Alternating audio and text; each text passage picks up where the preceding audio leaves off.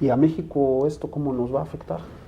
Bueno, mira, yo creo que lo que sucede en Europa a México le afecta a través de los Estados Unidos. Ya lo decía Gabriel al inicio del programa, ¿no? Estados Unidos exporta una buena cantidad de mercancías a Europa. Parte de esas mercancías que exporta Estados Unidos a Europa tienen que ver con las exportaciones de productos mexicanos hacia los Estados Unidos. Entonces, ese efecto de Europa en México se daría a través de los Estados Unidos, ¿no? Ahora, en el caso de México, lo preocupante es lo siguiente. A ver, nosotros llevamos aquí en México, para no hacer la historia muy larga, 11 años con una relativa estabilidad. Sí, de vez en cuando el tipo de cambio brinca, como lo he hecho en últimos tiempos, pero bueno, pues la inflación está ahí controlada alrededor del 4%, las tasas de interés no han dado brincos, como sí sucede, por ejemplo, en Europa, y el tipo de cambio sube y luego vuelve a bajar.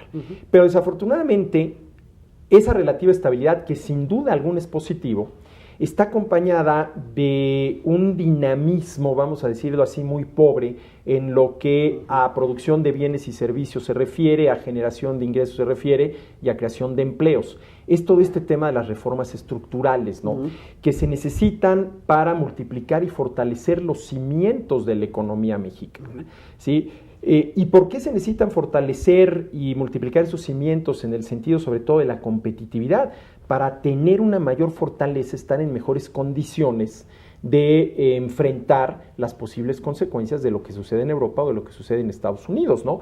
Ya lo vimos en el 2009, lo decía Gabriel, en el 2009, con relación al 2008, la producción de bienes y servicios en México y con ella la generación del ingreso cayó 6.5%. Es una tasa de caída que luego se empezó a recuperar relativamente pronto, es cierto, ¿no? Pero hay que fortalecer a la economía. Mira, no basta con tener reservas. No, claro que no. Los gobiernos... No, es más, mira, yo te diría que las famosas reservas del Banco de México en una de esas pueden ser un arma de dos filos, ¿no? Okay. Pero, mira, ¿qué podemos hacer nosotros por Grecia? Nada. Nada. A ver, ¿qué podemos hacer, no?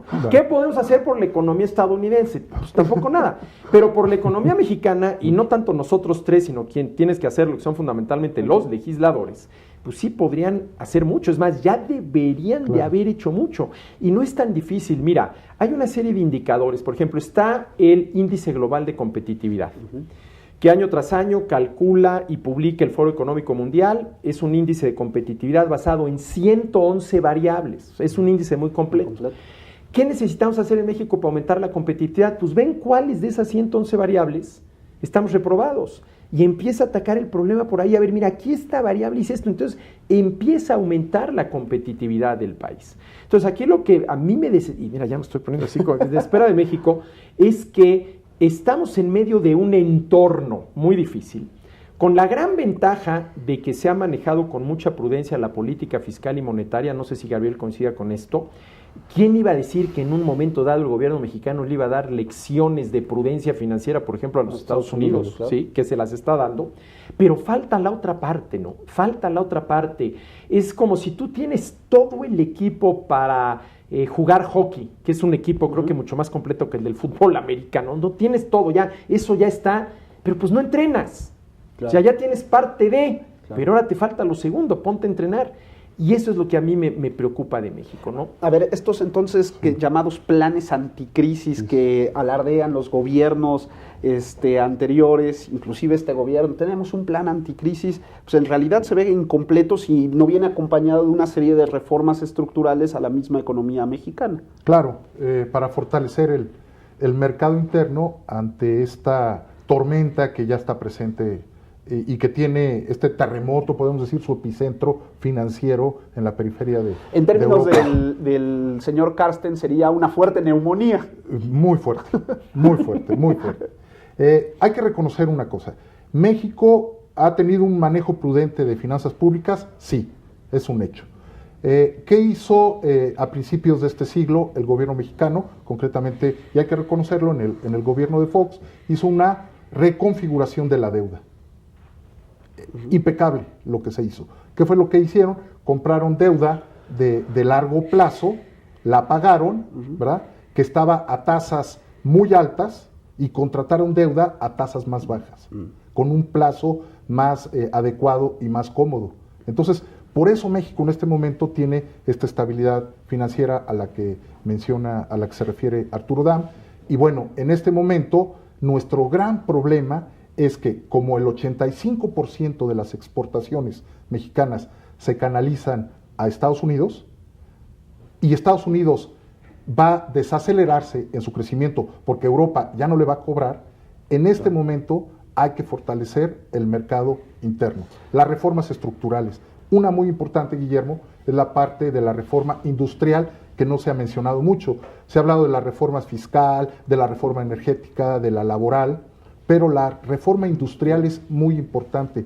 Hay que reconstituir las cadenas productivas en México, que están rotas muchas de las cadenas, para poder seguir produciendo y darle un impulso adicional a las ventas hacia Estados Unidos, en forma competitiva, con un menor precio y a menores costos. Eso es clave, una política industrial que reconstituya las cadenas productivas. Pero este tema en México, porque como que siempre acostumbramos a vivir en el tema de la crisis, ¿no? En México siempre hay crisis, pero desde el año del 95, como la última gran crisis que hubo en México, creo yo, no sé si está equivocado, todo parece indicar que a lo mejor el Estado se metió más, ¿no? ¿Es correcto? ¿Sí hay mayor regulación del Estado? Mira, yo en esta creo prudencia que hay más prudencia, no necesariamente mayor regulación, ¿no? Okay. Porque mira, ahí el tema de la regulación es que más allá de cierto límite, la regulación se convierte en una camisa de fuerza. Claro. Entonces, claro, ahí hay que hacer dos preguntas. ¿Regular para qué? ¿Cuál debe ser el objetivo de la regulación? ¿Por qué esta industria, por ejemplo, la banca, debe de estar regulada? Y luego, si ya tenemos claro por qué hay que regular, ¿cómo lograr esos objetivos de la regulación sin que la regulación se convierta en una verdadera camisa de fuerza? Que eso es lo que muchas veces sucede, ¿no? Entonces, yo creo que no es que el Estado se haya metido más, sino que ha manejado ciertas políticas con prudencia. Y eso que hablaba Gabriel, que hay que reconocerle a Fox toda esta reconversión, digamos así, de la deuda del sector público, bueno, pues honor a quien honor merece, sobre todo a Francisco Gil Díaz, ¿no? Que yo creo que fue un excelente secretario de Hacienda y que dejó las bases bien sentadas, ¿no? Y luego también, por ejemplo, otra cosa que hay que reconocerle es a Salinas de Gortari, que le otorgó la autonomía al Banco de México. Yo creo que ese fue un paso verdaderamente fundamental, ¿no? Y ese hay que reconocérselo a Salinas de Gortari, ¿no? Ahora, tú preguntabas, Guillermo, si realmente el gobierno mexicano tiene una política anticíclica o anticrisis.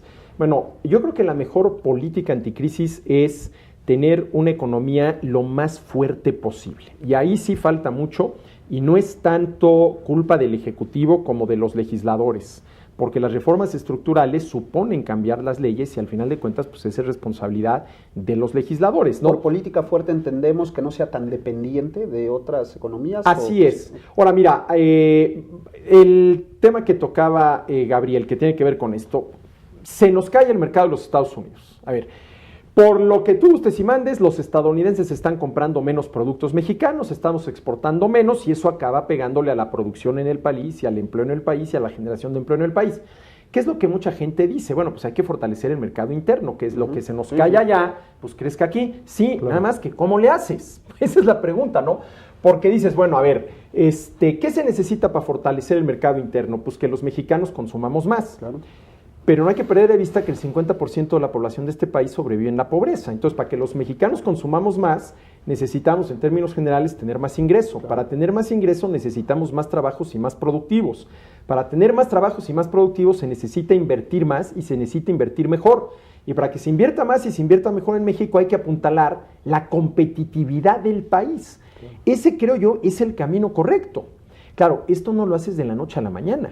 Porque es, bueno, a ver, a la empresa X se le cayó sus ventas a Estados Unidos en un 10%, que llegue el gobierno y le compre un 10% a esa empresa. Bueno, pero si lo que produce esa empresa el gobierno no lo necesita. Claro. Bueno, y segundo, ¿de dónde va a sacar el gobierno el dinero para comprarle a esa empresa? Pues de los impuestos. Entonces, lo que el gobierno gasta comprándole a esa empresa es lo que los contribuyentes dejaron de gastar en algo más. Y claro, el gasto del gobierno beneficia a esa empresa, pero en términos agregados de la demanda agregada del consumo de todos, no hay un aumento.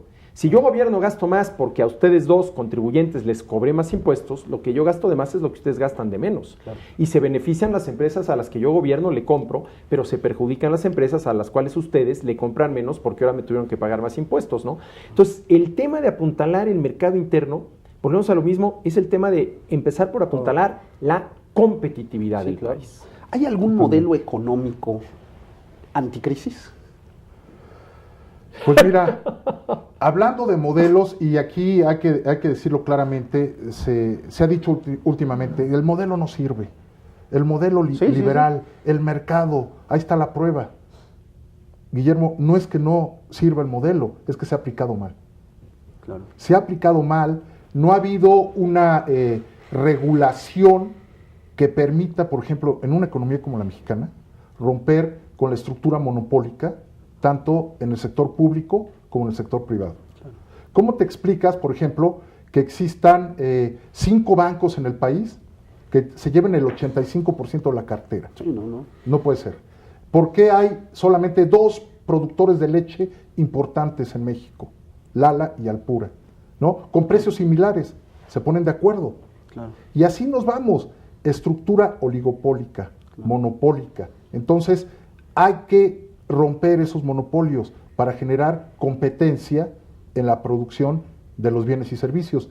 Y el primero que se va a beneficiar con un ambiente competitivo estimulado por una buena regulación es el consumidor, claro, porque va a tener menores precios y tarifas. Tenemos un solo proveedor de electricidad en nuestro país, claro, no puede ser.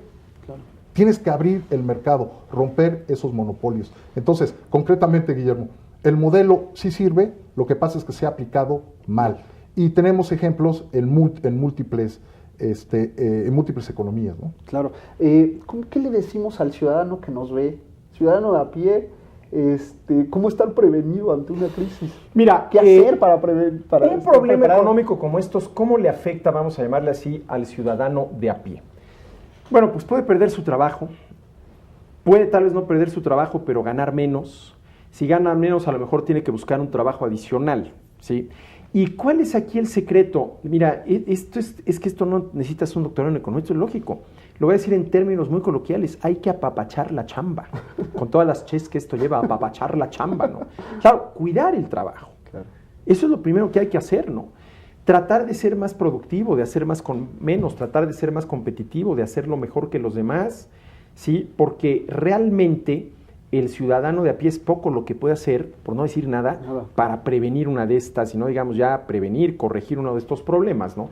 Ahora, hay toda una serie de recetas bastante lógicas que hay que tener muy claro. Por ejemplo, el tema del endeudamiento, ¿no? Ahora que tuvimos hace unas semanas esto del buen fin, ¿no? Claro. Que yo realmente nunca entendí por qué ese afán, comenzando por el presidente Calderón, para promover el consumo, ¿no? El presidente Calderón ese día fue y le compró a sus hijos un par de juegos por ahí, no sé dónde, etcétera, etcétera, ¿no? Pero mira, lo primero que tenemos que hacer es distinguir entre lo que verdaderamente se necesita de lo que únicamente se quiere. Por ahí hay que empezar.